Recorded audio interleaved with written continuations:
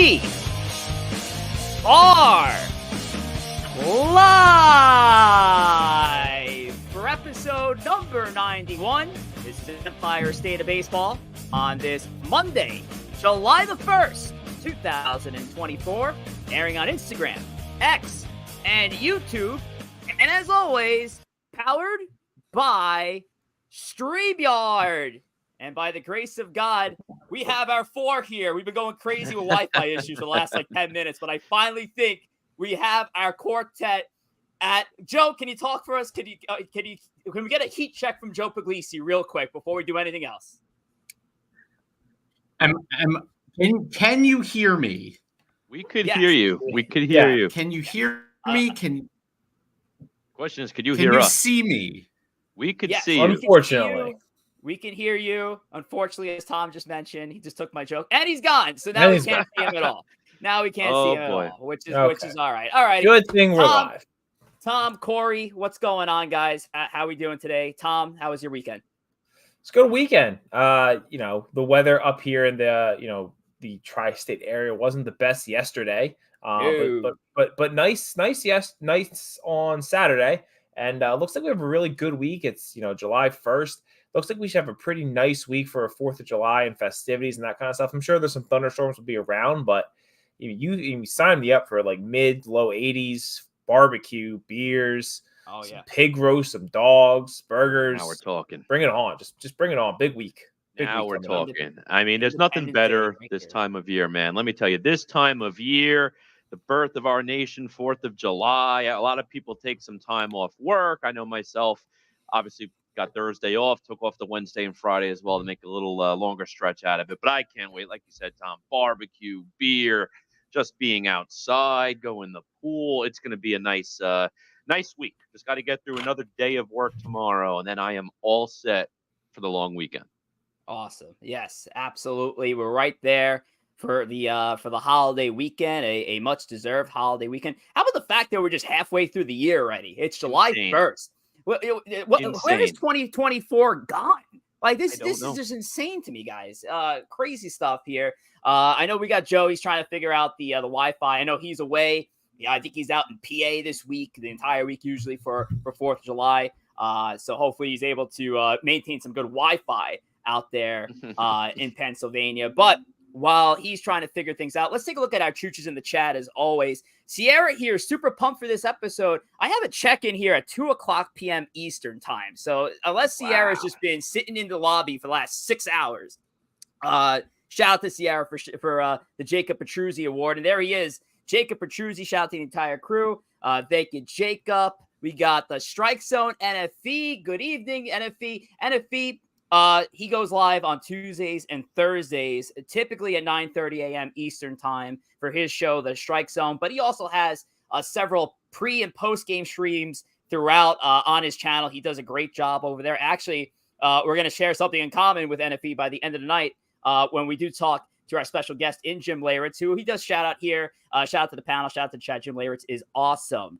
We also have Hitman in the building. What's going on, Hitman? Shout out to Corey Favs, of course, keeping the numbers up internally. We like that. Jack Esposito. Wow, thought I was early, but I guess not. Let's go. What's up, Jack? We got Mike Caputo. Jim Leyritz should be a fun one.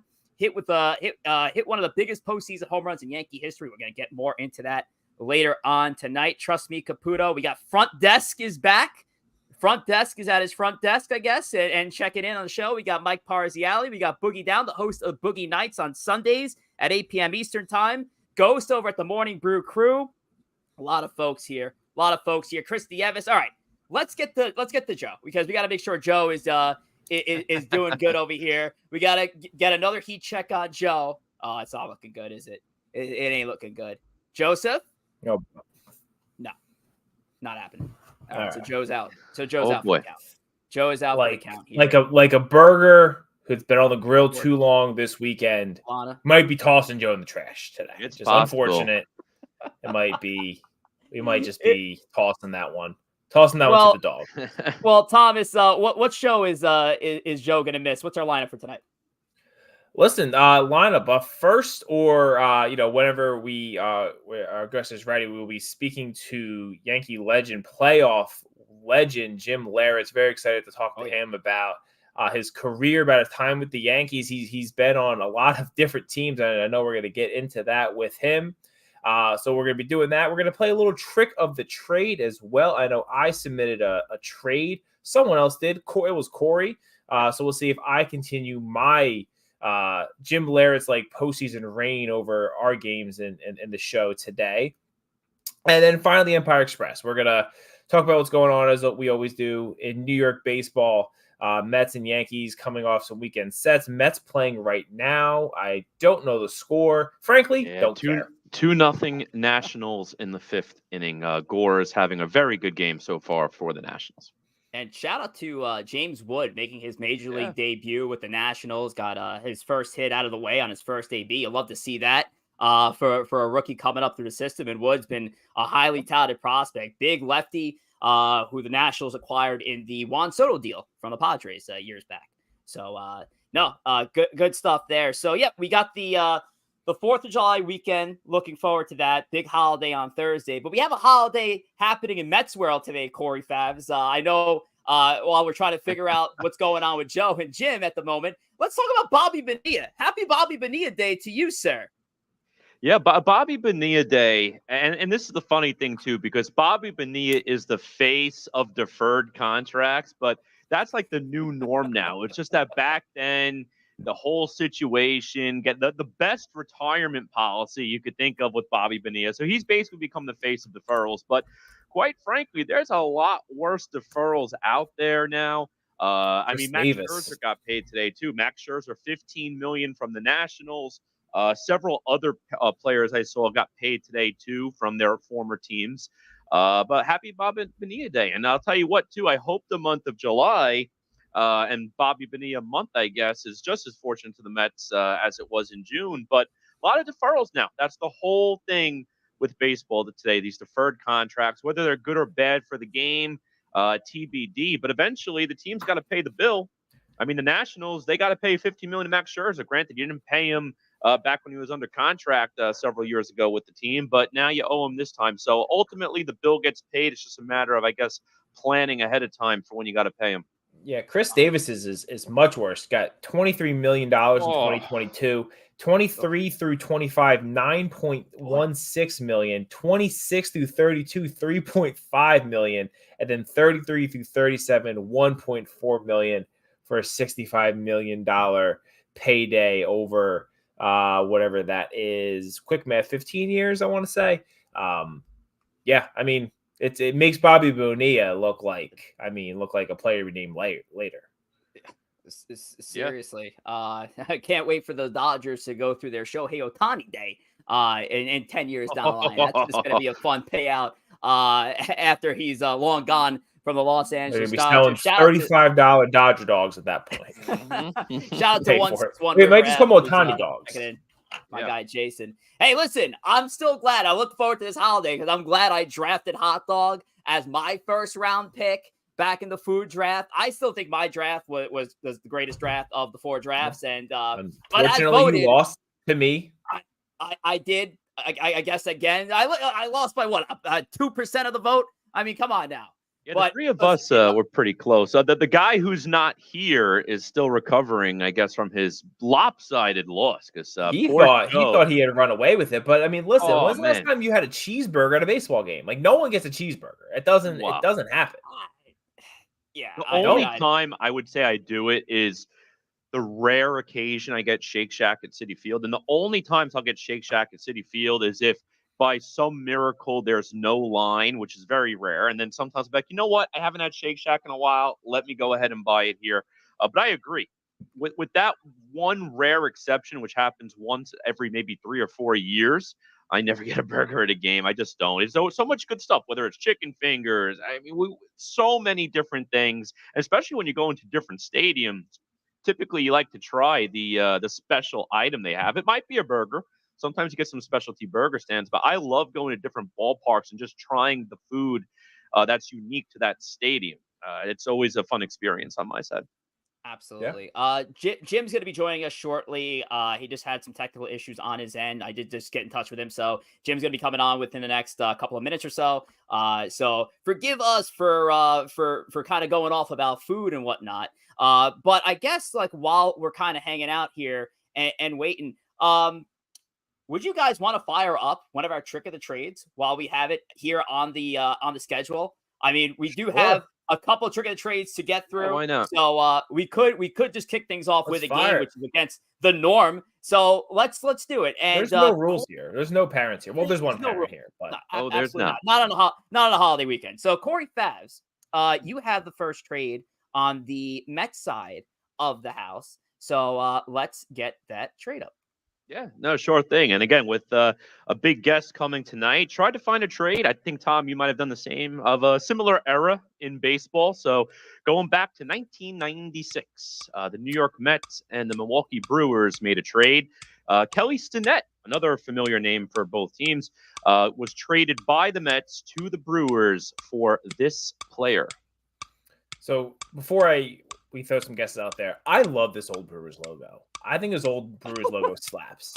Right? It's a throwback. And considering they have the current Brewers logo and call it a day. I like the new Brewers logo too, but if you're going to have 45 different uniforms like the Brewers do, throw this one in there occasionally. I think it's a good logo. Todd Zeal. It is not Todd Zeal. Hey, look who just showed up. Oh, interesting. Way better now, Joseph Pugliese. We had to pull the switcheroo on several things. I'm on my work laptop, which means I have no fancy microphone, but yet here we are. So this is more important. You are loud and clear.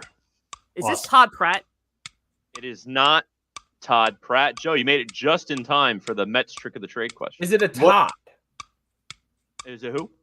I said we're going through Todds. I just want to know if can you say that this is or is not a Todd? It is not a Todd. It's not a Todd. Okay, good to know. Joe, if you get one or two more guesses, I'll throw out a hint. Jeremy Burnitz. It is not Burnitz. I did see a couple actually Burnitz guesses. Not a bad guess. A lot of position players were mentioned, but it is a pitcher that was in the trade. Pitcher that was in the trade from the Brewers, 1996. Give me Bobby Jones. Not Bobby Jones, but similar era.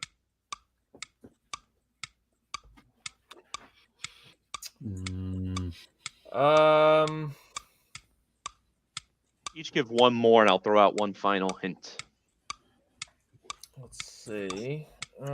Pitcher. That era. Oh, see when he was in there later. Who did the Yankees rock in the 2000 World Series? Let me go with Mahomes.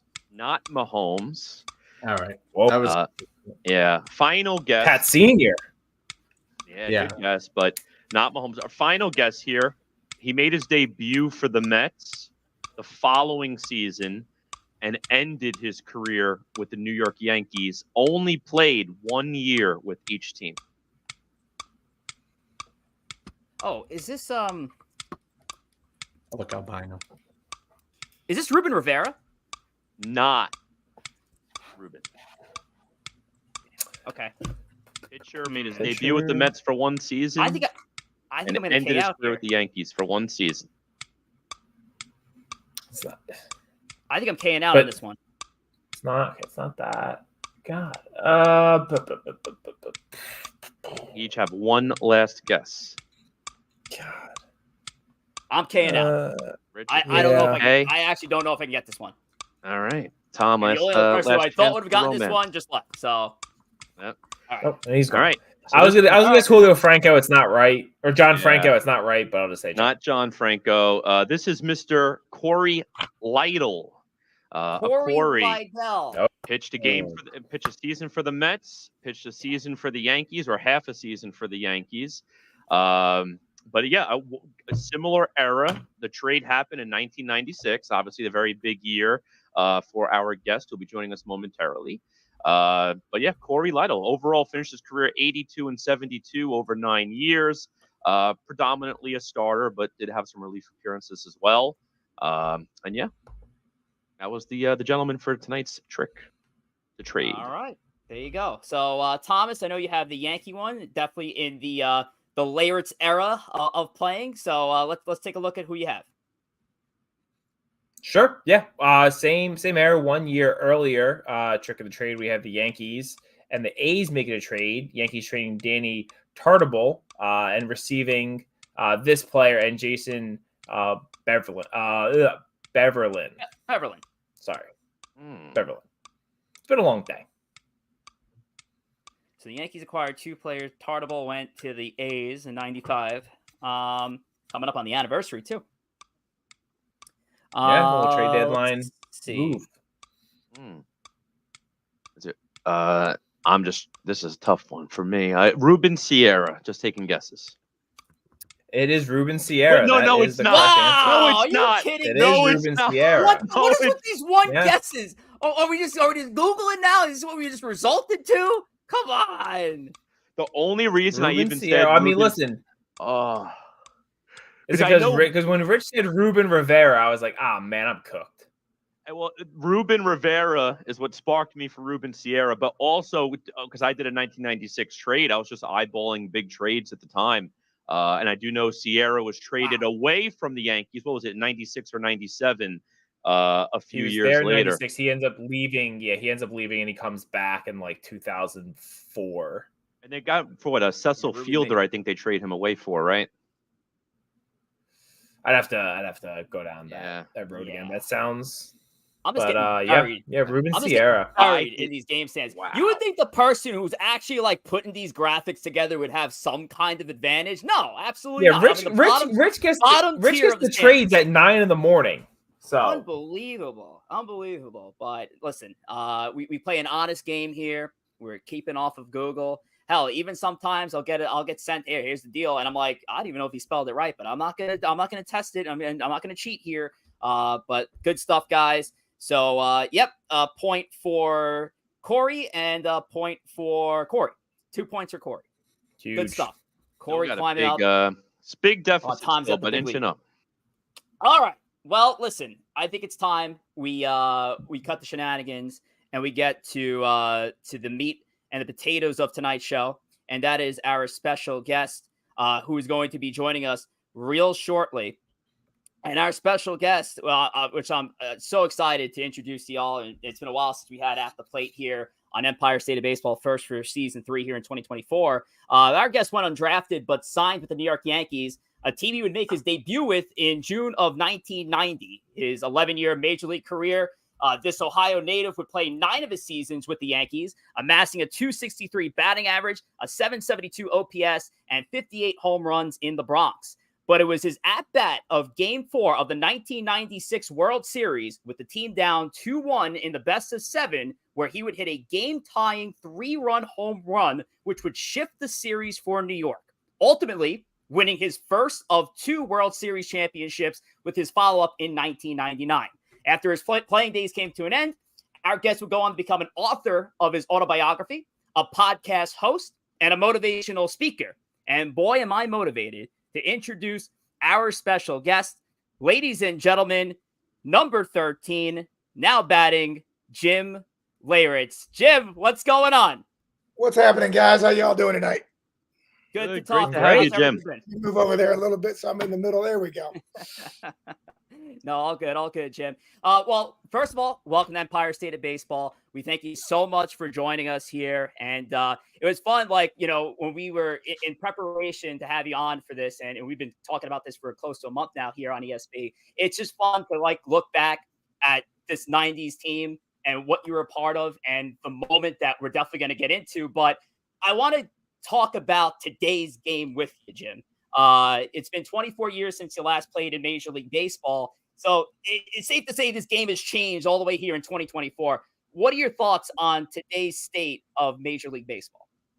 Hey, listen, it's a different game. I'm not one of those guys that say, the old school was the best way, that type of thing. I do kind of miss that kind of baseball, and it's a little bit tougher to watch these days.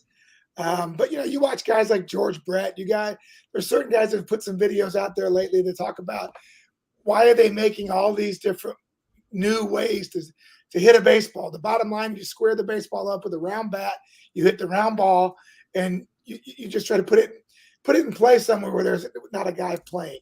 Some of the new rules, the bigger bases, okay, if that's what you really want to try to save injuries, it's not working. If you want to maybe get guys to steal more bags because they can get to the bag easier and to make the game a little bit more fun to watch for the younger kids, okay, great. But a pitch clock in baseball, I always say this. I made a joke the other day on another show. I go, you know what the problem is? Football has a clock. Hockey has a clock. Basketball has a clock. It all gives the fans hope that it's going to end. There is no clock in baseball. So now all of a sudden we're going to give them something that says, okay, the game's going to end eventually. But really what they're doing is they're taking all of the strategy, all of the thinking, all of the gamesmanship about the way the game was played, and they're taking it out. You have guys that don't even look at the third base coach in an at-bat, which is unheard of. That's where all the strategy took place. You went over signs in spring training just to be able to figure out, your third base coach's signs. I think it's even worse at the college level, because the college level, the catcher's not even thinking. The catcher's not calling the pitch. It's coming from the bench. They look at their watches and they throw a pitch. They don't teach these kids anything. Mm-hmm. And, that's the part to me that I just can't. I can't get I think sabermetrics is good for the game. I think it's good that we've made some changes, but at the same time, I think they've gone a little bit too far. Yeah, no, I completely agree with you there too. And it actually is a perfect segue to one of the questions I had too, just from your time playing the game of baseball to where we are today and the different changes that we've had over the years. We've spoke a lot with fans about what rule changes we might like or what we don't like. But from your standpoint, having played the game professionally, what is one change that maybe you do like since the time you've played? I know a lot that maybe we don't. Like you said, pitch clock, perfect example. But what's the one change you think you might have liked if it took place during your time playing baseball? Well, listen, I think the pitch clock, if you go to 30 seconds, that's legit, because then you don't have guys. Guys right now are just using it. They step out, they still get that extra 15 seconds. So just make it 30 seconds. Give some time for strategy going in the game. I don't mind maybe speeding it up a little bit because, yeah, it did take long. But I don't like the fact that when I get up from my seat to go use the bathroom that I miss 2 innings. I know, because that part's crazy. Yeah. I go to the game with 4 little kids and they want hamburgers and hot dogs and ice cream. And I say, guys, I'd like to go get it for you, but it takes too long. So you lose concessions. I mean, there's so many things that they should factor into whether or not this is smart. The rule change that I do like. Oh, you know what? I don't know if I like any of them. I don't like the fact the catcher can't block the plate. I think that should be determined by the catcher. Yeah. If I want to take a beating, I take a beating. Risk. In second base, second base, same thing. I agree with you. Can't be Hal McRae and go take out Willie Randolph halfway in the left field. Yeah. But sliding into the bag and taking somebody out, that still should be allowed. It's just. I think probably the one rule change maybe I do like is that you have to pitch the 3 batters. Okay. Yep. You have to have a reliever that pitches the 3 batters. And I know Tony Fossis and some of those lefties back in the day that only pitched to 1 hitter to get a lefty out wouldn't like that. It wouldn't have extended their careers quite as much. But I do think having a pitcher that can get 3 guys out, I think that's a fair rule. And if you can still be strategic to that. But I do think the one thing, guys, if I was to change anything, because I actually feel bad for the umpires because they've gotten so bad, is that when I was a catcher, when I caught a pitch, let me get my hand to there. When I caught a pitch, if I moved it towards the strike zone, the umpire would say, Jimmy, you do that again. I don't care if it's a strike. I'm not calling it a strike. Mm-hmm. And it made me learn how to frame a pitch, how to make sure that I knew how to frame it without having to move the glove. What they've done to create a statistic, an art, to framing a pitch, turning a ball into a strike, I think has really destroyed any consistency that these umpires could possibly have. And the umpires have a union. And I am shocked that they haven't gone to Major League Baseball and say, guys, from now on, if the catcher's mitt moves, we're not calling anything. And I think that would really help both benefit the pitchers because they'll get more strikes, or also benefit the hitter because all these balls that are low in the strike zone that are coming up are called strikes. I think it would be more consistent if they went back to that kind of rule that said, hey, you can't move the catcher's mitt more than an inch, not 2 feet, So that's my take on that. There's a chat that agrees with you here. Mike Parzial here in our chat. If it wasn't Posey, if it was Joe Schmo that got hurt, there probably isn't a rule made at that point. Yeah, and it's a good point. Obviously look at the catcher who got hurt in the scenario when I believe it was Scott Cousins from the Marlins collided with Buster Posey, a young and up-and-coming superstar in the game of baseball. In my opinion, I think he's a Hall of Famer when it's all said and done. He goes down with that injury. Yeah, the rule changes the next season. I don't know if that happens to a lesser-known catcher there. So, yeah, I do agree. I can tell you one thing. In 1990, when Jim Leyritz got taken out at the plate by Kirby Puckett, and he put me almost in my other dugout, there was no rule change. Nope. It's because you haven't hit the big home runs yet. You hit those legendary home runs. That happens in 97. There's a different story. So, listen, Jim, with the art of catching and everything that's gone on, another big thing that's been brought up is the catcher with the knee on the ground, and now they're more in a sit-in position. There's been a lot of criticism from old school baseball players that say you can't properly block balls in the plate, but it helps with your pitch framing. When you were a catcher, did you ever use that kind of stance? Was it a limited thing where you knew it was nobody on and there was a ball coming in the dirt? What do you see from catchers now that you think that would be an advantage and yet would be a disadvantage for a catcher as they're playing their games every single day? Well, it was interesting because there was a guy when I played named Tony Pena who created this one knee situation. And the reason why he said he did it is because he got into a lower position in the strike zone to be able to get the pitcher a lower target. Well, these guys nowadays, the pitcher's not even looking at the target because no one's given one. Right. There is no target given anymore. There's no more moving to one side of the plate or the other side of the plate. There's no more moving up on a breaking ball or moving back on a fastball. There's none of that's taking place anymore. For me, I don't mind if you want to save a catcher's knees to going down on one knee and catching with nobody on base. But as soon as somebody gets on base, you cannot tell me that coming from a one knee position is going to be quicker. It's quicker on a perfect strike, on a perfect pitch to throw down to second base from your knees. But it's not perfect on a ball that's to your right or to your left, and you have to scramble to get up. That's where the sabermetric people that's not a pitch you would have thrown somebody out on anyhow. Well, that's bullshit.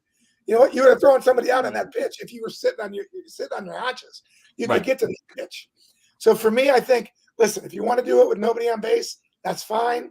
Save your knees a little bit. But when somebody gets on base, you got to be in a ready position to be able to get to any ball to be able to throw to the bases. Tony Pena was in like a yoga pose in there. He had the leg out and everything. I remember when he was the Yankee first base coach for a little while, and I forget who was there at the time, and I feel like there was a little of experimenting with it, and they would show Pena, and yeah, he wasn't just like the knee down guy. He was like leg out. Yeah. It was but again, he only did it painful than squatting.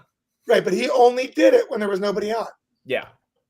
Right. So yeah, that was my point. My point is, if you want to, however you want to do it, but honestly, I don't see, like I said, I don't see the catcher giving a target anymore. Greg Maddux could not pitch with today's catcher. Right. There's just no way because Greg, he relied on even at 6 inches off the plate to where the catcher would set up, and it would look like the catcher's catching it right in the middle, even though he was set up, 2 or 3 inches off the plate. That's where he would get a strike or get a ball, depending on how the catcher caught it. You don't see that anymore, and I think that's an art that we wonder why pitchers are getting hurt more, because everything they're throwing is max effort.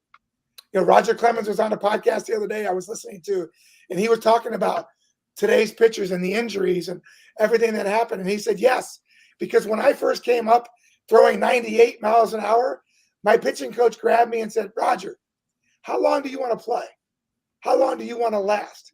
Because what I'm going to teach you is you're going to throw 94, 93, and you're going to hit your spots. And when you need that 98, you can reach back and get it. Right. But if you do that every pitch, you're not going to be around here very long. And Roger Clemens, whatever you believe as far as what lasted his career longer, tells you that is the reason why he was able to last as long as he did and throw the ball consistently like he was, because he didn't waste all of his bullets every single pitch trying to just go 4 or 5 innings. Exactly. I feel like Verlander did a lot of that early in his career too. He would start out 94, 95, and then in the 8th inning, he would work his way up to 98 once the game called for it. So I feel like you see that with the great pitchers, and that's why they're great. Whereas some of the young pitchers just want to throw 101 every single time. Well, that's because that's what they're being taught from high school all the way through college and into the minor leagues. I laugh when I hear a pitcher go, well, honestly, I just heard it at the University of Georgia. There was a pitcher that pitched the game, and I had a couple kids I was recruiting from there and that played there that were good friends. And literally the kid went in and he gave up 7 runs in the first inning and 5 runs in the second inning. And he came in and the pitching coach said, well, what did you think? He goes, my spin rates were great. My velocity. I'm like, but you didn't get anybody out. Who cares what your spin rates are? If the ball's spinning and it still winds up down the middle, it's going to get hit. Yep. And I think that's where, like I said, some of these analytics that are so prevalent in baseball right now need to be readjusted. Pitchers need to learn to throw to the spots. Mariano Rivera had one pitch that broke a little bit more than the other one. And because he could spot that pitch every time he threw it is why he became one of the greatest relievers ever in baseball. It wasn't because he threw max effort every single time. Yep, exactly. And guys like him, Tom Glavine, same thing. I mean, if guys paint the corners. Tom Glavine wasn't throwing at 100 miles per hour, but just hit your spots, hit your targets, location, and control. The 2 biggest things, in my opinion. And it's a shame that it's not an art that's taught anymore. It's now how live is your arm. It's not how good you could use it.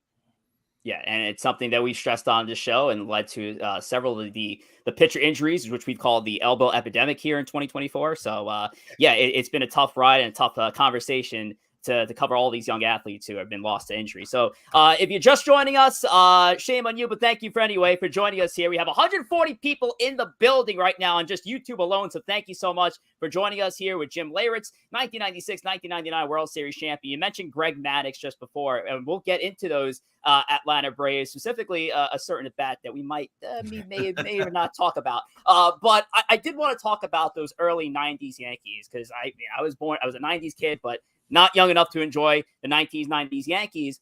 And one year that was called out to me was 1994, which is where the strike shortened the Major League Baseball season. And one of the things that was brought up was the fact that out in the National League, the Montreal Expos were dominating the NL. The Expos, of course, now the Washington Nationals. And if maybe at destiny reached the Expos, maybe baseball will be still played in Montreal. Whereas in the American League side of the house, it was the Yankees dominated the American League. Jim, you're part of that team. Where'd you see that team going in 1994 if the strike did not exist that year? Yeah, when we struck in August, we thought for sure that there was no way we would lose the World Series. And we didn't mind leaving for a while because we were in first place by like 9 or 10 games.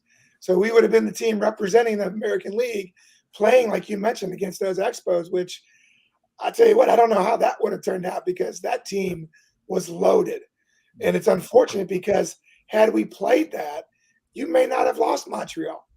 That might have saved baseball in Montreal because that team, like I said, with Pedro, with Randy Johnson, with Dennis Martinez, with Larry Walker, Moises Alou. I mean, that Vizquel, all those guys. That team was loaded. And it would have been probably a hell of a World Series against those two teams in that year. I laugh because you mentioned that, the one thing that you remembered. I do think that would have made a big difference for both New York and for and it would have been the first time Don Mattingly ever got a chance to go to a World Series. So that would have been nice too. 100%. Yeah. I'm surprised you didn't bring up the memory of today's anniversary that happened in 1990 and the Andy Hawkins no-hitter. I was actually just going to get to that, Jim. So I recently watched, and I think Rich just watched it as well, the 1990 Bronx Zoo mini doc that you were featured featured heavily in. And I gotta say, I'm a little older than the rest of the crew, so I do remember the glory days of the 90s Yankees. But that 1990 story is something I had never seen, and there were some wild things that happened with that team. But the question I had for you is, as a lot of fans point to, and media and everything point to, when George Steinbrenner gets kicked out of baseball, essentially, is the turning point. Gene Michael comes in, builds the team the right way, brings new guys in, keeps some guys. But in that road, as one guy who went from 90 to 96, as I think the only guy, you obviously can correct me if I'm wrong, was there a moment, a transaction of a game that you really saw like the light at the end of the tunnel, with that team going from one of the worst teams in baseball to growing into what that 90s dynasty ended up being? Yeah, listen, I think the biggest thing for me was, I was the first one called up from the minor leagues in 1990 when Gene Michael took over and started everything. And he called me in the office and he said, Jimmy, I know you guys have been upset down there because we've never built from within. We've always gone and signed free agents, but I have the reins right now. If you get off to a good start, it's going to open the doors for a lot more of your teammates down there. And I got off to a good start, and I was playing hard. And, Dave LaPointe was talking about, we finally have young players up here playing the game like it's supposed to be played, with a lot of grit and a lot of gusto. And then all of a sudden, Kevin Moss comes up and he hits, 20 home runs in the first 2 months he's up in the big leagues. The original Shane Spencer. Alan Mills. It just started building and building. And by the time we got to the 94 team and the strike, I think we really felt like we had something building. And then especially when Showalter took off, I think when he took over in 93, I think that was the turning point. That was, okay, here's somebody that has bled Yankee blue through the minor leagues, was a pretty good minor league player, but never got a chance because Don Mattingly was in front of him. All right. And was a student of the game. Probably the smartest manager I ever played for. Wow. And I already had him for 3 or 4 years in the minor leagues. So to have him in the big leagues, it was a guy that I trusted in, that I could have faith in. And I think that move right there, bringing him in, getting him and Gene Michael together to build this franchise, that was a key move that really started to build that dynasty. And that, like I said, unfortunately, they don't get the credit for 96, but they're the ones that really helped build that. Oh, Rich, you're muted. Rich, you're on mute. I was taking a deep breath too. I didn't want to be rude. I want to take you back to 1996 now that we're mentioning that great year. Tom just mentioned before, the last one from that 1990s team to take the championship in 1996. But to get there, we need to relive a certain moment. So if you don't mind, Jim, we're actually going to pull up said moment and let's walk through that at bat with Mark Wohlers, who was taking the mound, all-star season for Wohlers that year. Entered that season 39 saves for the Atlanta Braves. So let's go. We'll pull up the very at bat, Jim Leyritz and Mark Wohlers, and let's now wait, before you start this, don't start it yet. Oh yeah, sorry about that. Let's go. You got to have the story before this at bat. All right, let's hear it. They pitch it for Girardi in the top of the 7th. O'Neill strikes out. I go in to catch the bottom of the 7th. I come in the 8th inning, and I'm at the bat rack, and I only have 2 bats left because I broke 3 bats in batting practice the night before. Or that night, I'm sorry. And I only had 2 bats for game 5 when I was catching Pettit against Smoltz. And so I came down to the dugout and I looked at Darryl Strawberry and I said, Straw, this guy throws 100 miles an hour. I only have 2 bats left. He had a brand new case of bats right there. I said, can I borrow one of those? And he said, yeah, go ahead, take one. So I took one of his Mizunos, I put some pine tar on it, and I went to use it. I went to the stairs right before you went up to the on deck circle, and I looked at Don Zimmer and I said, Zim, you know I don't pay any attention in the meetings. What's this guy got? And he goes, Jimmy, he throws 100 miles an hour. Just get it ready. And so I go onto the on deck circle. I see him throw a couple sliders. He throws a slider to Mariano Duncan, who hits a ball that should have been a double play. And I'm going, okay, this guy's got fastball slider. I got to get it ready. And sure enough, let's start the at-bat now. All right, let's get that at-bat started. Again, Mark Wohlers on the bump. This is Game 4 of the 1996 World Series, and let's get this thing going. So here we go now. So you're settling in here. Yep, pitch one. Pitch one, I'm getting ready because I know he's got a 100-mile-an-hour fastball, so I'm trying to get ready. And I swing out my ass, and it looks like I'm right on it. And even the announcer, Joe Buck says, Leyritz was right on him. And Tim McCarver's like, well, not quite, but. So then all of a sudden, keep going. So you're approaching this. You're approaching this at bat saying, I'm not letting the fastball beat me with these first few pitches here. You're dialed into the heat, right? Yep. And so he throws a slider for a ball. Now I think I've seen the only 2 pitches he had. I never knew the guy had a forkball. Never knew it because he doesn't usually throw it to right-handers, which thank God. All right, so then he goes with another slider right here. Same thing. Gets on the side of it, leaves it up high.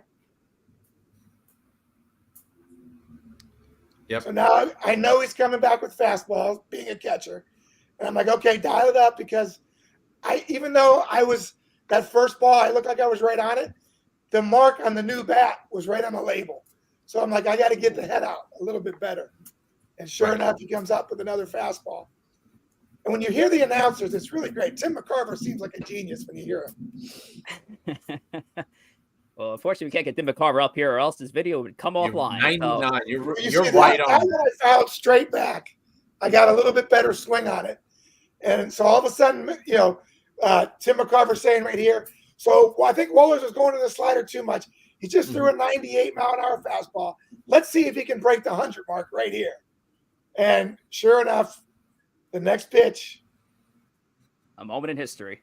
I think the next one is down and away. You fell off, right? 2 more pitches. Yeah. So this next pitch, because he thought I was right on the fastball, he comes back with another slider. And I barely get foul this one off. But now I'm saying to myself, okay, fastball in, he's coming in because I just barely got a piece of that. He's got me leaning out over the plate. Right. He throws a fastball in, he gets me. So I moved about a half a step off the plate. So if he threw it in, I just took it for another ball. So me watching this back, I'm thinking after that one, you barely got a piece of it down and away. So if Rich, you want to pause it for a second. So yeah, I'm thinking in this situation at 2-2, if he buries one another inch away, that he's going to get you on it, or right, what you're saying, he's going to come fastball in. So from my perspective, and I see where the catcher's setting up, I think he's trying to throw this down and away another inch away from you and getting you to swing over the top of it. And it looks like, from my perspective, he hangs it, but I would have assumed that would have been what was going through his mind. So what happened was, and this is what I've been told, is that after I fouled that last pitch back, you can see right here, I took about a half a step back off the plate. Yep. Mm-hmm. When he saw that, he realized that, okay, he can't throw a fastball in. And I opened up more of the outside of the plate. But what he didn't know is I knew I took away the inside pitch. So everything I was looking for was out over the plate. And when he threw that slider and didn't get it out there, it came right into my bat. Yep. So And now you're running around the bases here. What's going through your head here? I said, well, all I did was funny enough, I wasn't floating around the bases. Funny enough, all I could think about was, if we don't win this game, it's going to be a footnote like the 95 walk-off against Seattle. We need to win this game in order for this to become a huge home run to change the momentum. And sure enough, we end up going extra innings and winning that game. And thank God Wade Boggs gets a walk to win that game instead of a base hit, because that hit would have been one of the biggest in history of the Yankees. Instead, it was a base on balls. So it wasn't quite as big a moment as you would have if you had a base hit. I mean, it's safe to say, obviously, that was the momentum shift of the game. It was not only the momentum shift of the game, it was the momentum shift of the series. And arguably, it was the momentum shift of the franchise as well. It started in 1996. Yeah. And who knows, like, what moments would lead on to what happened in 98 and 99 and 2000 with the Yankees, eventually 2009 as well. But that was a momentum shift for a franchise right there. An unbelievable moment there, Jim. So the funny thing was, Joe Torre invites me to his dinner once in a while to tell the story about if in 1997, when the Yankees got beat by the Cleveland Indians and Mariano Rivera gave up the home run to Sandy Alomar. Gene Michael told the story many times that George walked into his office and said, "Get rid of Mariano, fire Torre. I'm done. Okay, I'm tired of this." And sure enough, Gene Michael said to him, "George, did you forget about last year?" And George said, "Okay, I'll give him one more year." And he met Mariano and Torre. "We'll give him one more year." And that was the 98 season. And can you imagine if George makes him make that deal and get rid of Torre and get rid of Mariano, that dynasty may never happen. And we don't have any of those Derek Jeter days, Mariano Rivera, Andy Pettitte, Jorge Posada. None of those days happened. That's what the importance of that 96 World Series team, my home run, but also that team winning that World Series. That's what really was so important to the franchise of the dynasty of that late 90s. Yeah, 100%. And again, the dynasty Yankees, one that will always go down in the history of baseball as one of the greatest franchises over a 5-year span. And it's incredible. And it all started in 96 with your moment. Jim Leyritz with us here at the plate at Empire State of Baseball. Jim, thanks for joining us today. Of course, want to talk about a little bit of your post-playing days. You've gone on to host podcasts. You wrote your own autobiography. You're a motivational speaker. Is any elements from your playing days you take into either of the 3 ventures that I just mentioned before?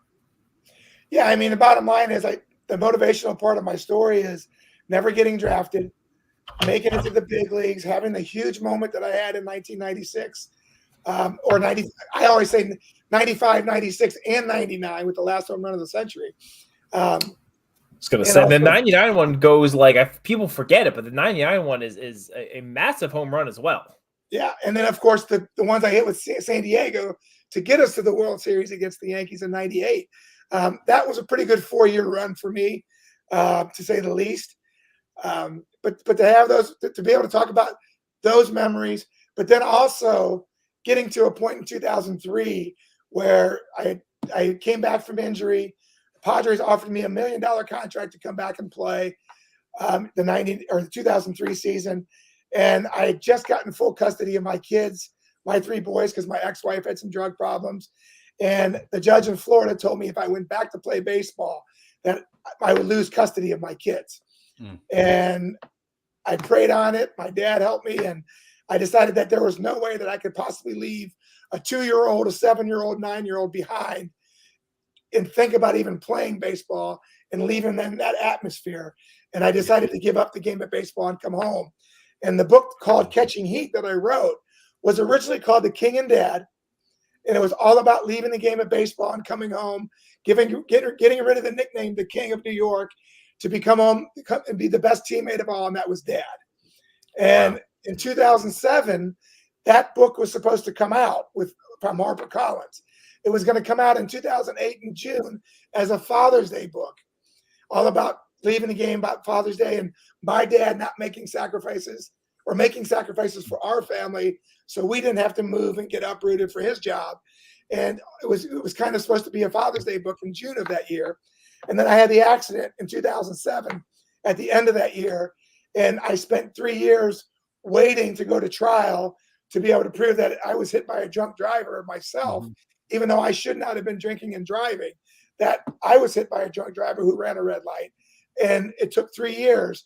But during that 3 years, all of the things that I went through, all the things the state of Florida put me through, the faith and the perseverance that I showed during that time, a woman heard me speaking about it, and she said, "Do you ever think about writing a book?" And I said, "Well, I already have 108 pages." And she said, "I want you to write 3 more chapters about everything you've gone through these last 3 years leading up to your trial. And just be honest and just put it out there." And I wrote 3 more chapters with Doug Lyons and Jeffrey Lyons, the movie critic. And Doug Lyons said, "You know what, Jimmy? We can't use The King and Dad because that was already copyrighted. But we renamed the book Catching Heat because I caught a lot of heat as a catcher, but I also caught a lot of heat in the courtroom." And what you asked me before, my playing days in New York, the media, the pressures, everything that I went through really helped me fight and battle during that 3 years of what the media was saying about me. Like, they convicted me within 6 days after the accident. And I publicly said, "Trust me, when this is over with, I won't see a day in jail because I didn't cause this accident." For that finally to come to light 3 years later, it kind of lost its luster. And most people to this day don't even know that that's really what happened. But that was part of my playing days, part of being in New York, really gave me the faith and the fortitude to fight that. And my speaking and my motivational speaking also teaches kids that, hey, listen, you can have stardom. You can one day be at the top of the top, but one bad decision could change everything. Yep. And I'm telling you guys, it was 2007 was the accident. I'm in 2024. To this day, it still hasn't left. Some of the things that people don't know about what really happened in that case, it still rears its head once in a while. But I know in my heart and the faith that I have through everything that I believe in, I know that speaking to kids, especially the college level kids, for the athletes, not only the importance of working hard and staying true, but also not making decisions to drink and drive, not make decisions to make a bad choice that could ruin everything that you ever worked for. I think is a very powerful motivation speaking that I can do for a lot of kids. Yeah, no, 100%. And I have to say, I give you so much respect for making that decision. I mean, on one hand, so tough to leave your career, especially all the big moments, but ultimately family comes first. And as hard as the decision it might have been, at the same time, afterwards, it seems like common sense. It's the move you have to do, family first. And a lot of people in the chat too, calling out, how much they respect that. So I'm not alone. I know everyone here totally respects that decision you made.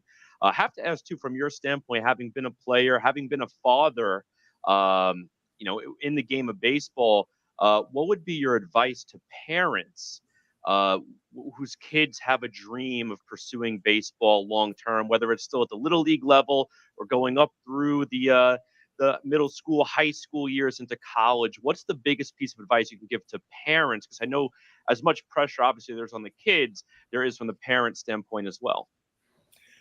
I think just the ability to read your children. I had a brother that was a better athlete than I could ever think about being, more athletic in every way than I could ever be. But I had a father, too, that was a cross between Woody Hayes and Bobby Knight. He was a hardcore, and you guys might be too young to know those guys, but those two guys were hardcore coaches. And my dad was that way. But I watched, my brother was 4 years older than me, and I watched how my brother reacted, and he did not want that kind of motivation. He didn't want that kind of pressure. He didn't excel that way. And it really kind of turned him off to sports, how hard my dad was on him. And when my dad finally focused his shift to me, he said to me, "Jimmy, is this what you want? Because I'm not going to push you like I did your brother. I don't want to hurt you like I hurt him. Is this what you want? Because if it is, I will help you get there." And you know what? I can't tell you guys how many high school parents told my dad, "You're going to ruin him. You're going to ruin this kid. He's not going to ever turn out to be anything. He's going to do this," because of what happened to my brother. But they didn't realize that actually motivated me. That's what I wanted to hear. I wanted to hear not 2 for 4. I wanted to hear, why didn't I go 3 for 4? When I scored 20 points in a high school basketball game, why didn't I score 30? That motivated me, and my dad knew that. And it really prepared me to play for George Steinbrenner and to play in New York. And I think that's why I thrived in that atmosphere, because I always tell people the story, the difference between playing in San Diego and playing in New York. When I went 0 for 4 in San Diego, they'd be, "Oh, Jimmy, go get him tomorrow. You're okay. You'll get him." And I'm like, no. I go 0 for 4 in New York. I want to hear Leyritz. "You suck, Leyritz. You don't deserve this contract. You don't do." I want that kind of motivation. And I really thrived on that. And that's why I never, ever wanted to leave New York, except that I wanted a chance to play every day. But when I got the opportunity in 99 and 2000 to come back, I wanted to retire as a Yankee. And my only disappointment, guys, to this day is being traded because Chuck Knobloch couldn't throw a ball to first base. And I got traded to the Dodgers for Jose Vizcaíno, and I missed the 2000 Subway Series. And maybe having 4 more years as a Yankee, that is my only regret. That is what happened to me. So good thing that wasn't a trick of the trade that we led with that show before we got you on. That would have been a little awkward. But I could just remember hearing my dad yell at Chuck Knobloch. My dad hated Chuck Knobloch. He hated him. So did Keith Olbermann's mom. Let me ask you this, Jim, before Rich gets his final in. There are a lot of young catchers right now. We got Yankees have Austin Wells, who they called up last year. They got you got Aldi Rushman in the same division. You got Francisco Alvarez across town with the Mets. You look at these young catchers across baseball. Which one reminds you? Maybe it's not any of those guys. Which one reminds you most of yourself? A, and B. What catcher do you think has the brightest, future, or shows you something different that you think is really going to make that individual special over a bunch of other catchers that haven't been around for a while? I mean, Molina and Posey have retired, so we've kind of seen that gap of that top tier catching talent in the last few years. Yeah, it's interesting because again, we're talking about difference in eras. Mm-hmm. When I was hitting 220 or 230 in like maybe end of May, beginning of June, I didn't have a job. Right. I don't care how good a catcher I was. I didn't have a job. It was one of the things that I don't see. I like Austin Wells. I wish he was hitting a little bit better, because then I would compare him to me a little bit as a left-handed hitter.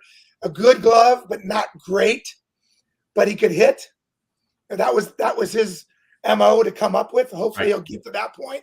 But the fact that he can play other positions too. He can play a little first base. He can play a corner outfield if necessary, just to get his bat in the lineup if he starts hitting. For me, I think we lost the utility type player catcher that we had in the 90s. A guy that could hit, right, but a guy that also could catch, but also play other positions. That was where, that's where I lasted 11 years, because that was an anomaly back then. And it started becoming more norm in the 2000s that guys played different positions. But I always tell young kids, you were asking me before, if you can catch. But if you can learn to play other positions, don't be afraid either. Because as long as you learn the catching and you can always go back to it, playing other positions will be valuable. And then all you got to do is hit. If you hit, they'll find a place for you. Yep. Hear that, Dad? Austin Wells would be the guy. Dad, you chose the right position for me. You just chose the wrong family member with the stick. That's I just messaged straight to my dad, who may be a catcher 20 years ago. But no, good stuff there. Jim, I'm just gonna wrap with this last question. And thank you for your time. By the way, this has been amazing. My apologies on the mishap with the link earlier, but at least we got that all sorted out. But it is what it is. But anyway, this event popped into by Instagram. And I wanted to call it out because Jim Leyritz is going to be a part of the Legends of Baseball cruise, which is going to be from December 7th to the 14th. Jim, any further details do you have on this? And are there any extra tickets for me to crash? Well, I will say this: they paid me to wear that shirt. My first question was going to be about that shirt, because that shirt is we wanted to give a tropical feel. Yeah, we wanted to make sure. Now, this company, Celebrity Cruises and Legends of Baseball, the cruise, they had their first one last year, and it went really, really well. So they asked me this year to come on it, and because I had a little bit of a social media following and a social media team. I told them I would put together a little bit more than just a tweet here, a tweet there, and I would, try to give them and a guy that named Chris Gannum, who does all my social media. He says, you know what, I can put together some kind of cool things that maybe we can draw more people, to go on this cruise, and hopefully some of these people see this and want to take a cruise. But yeah, we have like 10 or 12 guys going on the cruise. And it's going to be from December 7th to the 14th, and it is in the Bahamas. And it's 7 days.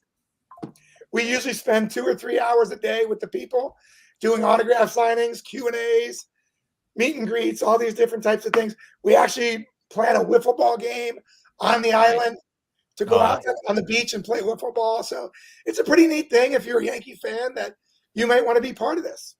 I was going to say, looking at some of the other people on here, it's also an ESB alumni cruise, because Homer Bush is also, according to the website, going to be there. So, my God, it looks like it's just it's an ESB reunion going on there.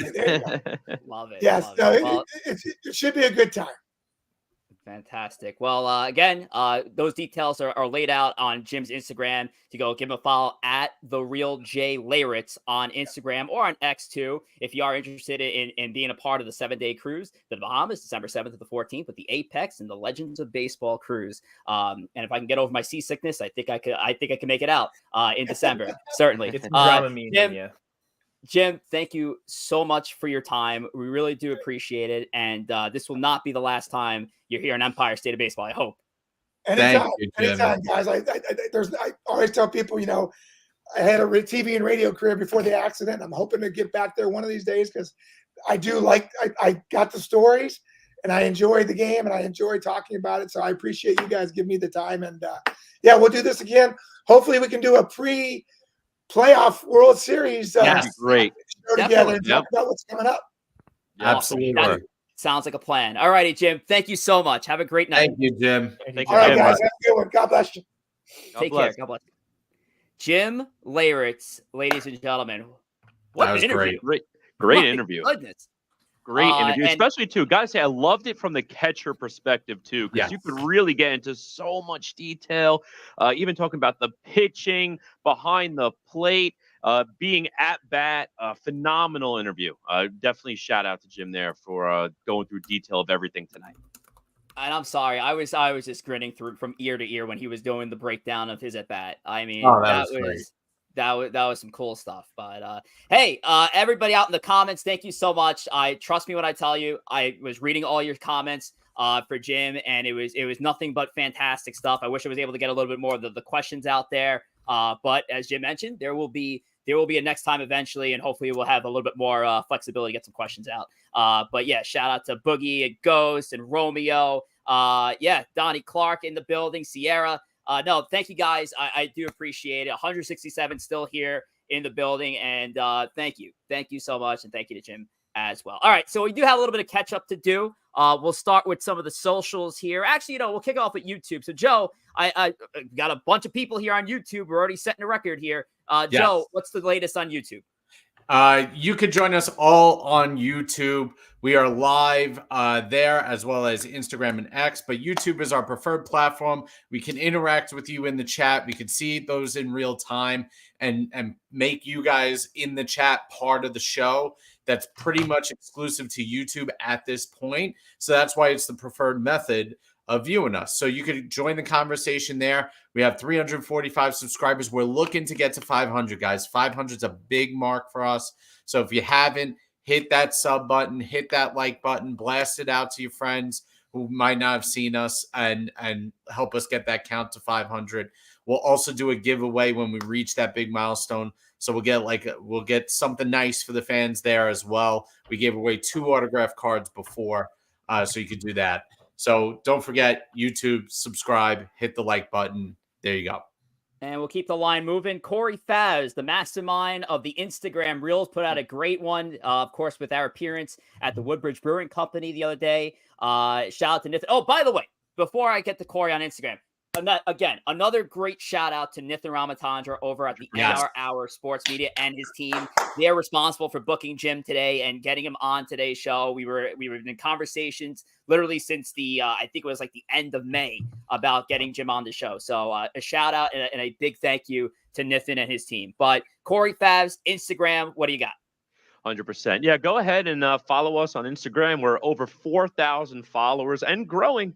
If you go ahead and follow us, we have a shot at 5,000 on Instagram. So we want the 5,000 on Instagram and we want the 500 on YouTube. So go ahead and follow us on both. But for Instagram specifically, at Empire State of Baseball, myself at Corey Favs, Joe at JR Pugs, Rich at Rich J Rivera, and Tom at T Wospil. And again, all of our reels will be on there, all of our graphics, different pieces of the show. You'll see recaps of the game segments in case you missed that. And June was a big month for us. I think June, in terms of viewership, was probably our most watched month in our 3 years of the show. So a lot of great content. Go ahead and follow us on Instagram if you're not already. That last video, I don't think it was the last at this point, but the reel with Garrett Cole versus the Mets lineup accrued about 4.7 million views, which is now our most viewed reel on Instagram. Yeah. And with that, I was checking the numbers along.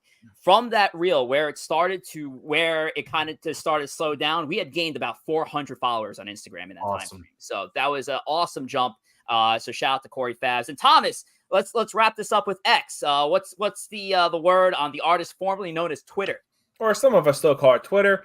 You can follow our main show account at ESB Podcast. That's where we're going to get all of the big updates, things going on in the world of New York baseball. But also, you're going to want to follow our subsidiary podcast, which have some fresh new looks this week with some updated logos. You can follow for the Mets beat ESB NYM, and for Yankee tweets, you could follow ESB NYY.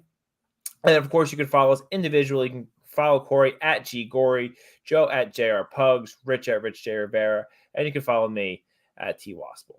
Now, I want to make this note. So we were going to have the Empire Express on the show, but because it's 9:07 and we're coming off of such a great interview right now, what we're going to do is we're going to take the Empire Express and bring it over to the Spaces for extra innings. So we will continue the show with the Empire Express on extra innings. Sorry, Sierra, I know we didn't have this in the pregame meeting, but make sure to follow us over on X at ESB Podcast, where we'll continue the show with the Empire Express and then continue on with what we typically do on the space. So join me, join Sierra, and whoever from the ESB crew is coming through, Joe, Corey, Tom, all three, who knows, one of the three, we'll figure it out. We'll find out in a little bit. Give us a follow at ESB Podcast on X, and that's where we're going to continue the show in about 5 or 7 minutes, probably around the 9:15 p.m. mark. And by the way, we did call him out, and I'm going to call him out one more time. Nathan Ramatandra, who, again, helped us with this booking. He was key to this. As a thank you for Nathan Ramatandra helping us out, we're going to get Nathan Ramatandra on the Creator Spotlight next week. So that is July 8th. That is Nathan Ramatandra of the NR Sports Hour, July 8th, Monday, 8 p.m. Eastern Time, 5 p.m. Pacific. Nathan joins us next week for the Creator segment. And that's going to do it for our show. So we're going to wrap it from here. So I'll wrap things up. Corey, Joe, to Tom, and I'll close this thing. Corey, go ahead. Oh, listen, obviously, thank you to Jim. Phenomenal interview. Loved having you on. And it's only fitting, talking about catchers, and Joe mentioned him as a young and upcoming catcher. Francisco Alvarez has given the Mets the lead with a 2-run double. 3-2 Mets in the 8th. Yeah, Thank you to Jim. He was just absolutely fantastic. Really insightful. I hope you guys learned something, maybe about your favorite Yankee moment ever. So who knows? But thank you so much to Jim. We really appreciate it, and hope to have him on again. Absolutely. And yeah, I mean, he sounds like he's interested to come back. So we will hold you to that, Jim. We would love to have you back later on this season. Yes, sir. All right. Well, I want to thank my three co-hosts for doing a stand-up job with the interview. A big thank you to all of you at home who tuned in, all 170 of you who came through from Instagram, X, and YouTube. We really do appreciate the support tonight, everybody. Thank you so much. And, of course, Jim Leyritz, our At the Plate guest. It won't be the last time you see Jim on Empire State of Baseball. I promise you that. We'll see you here next Monday, 8 p.m. Eastern Time. Take care.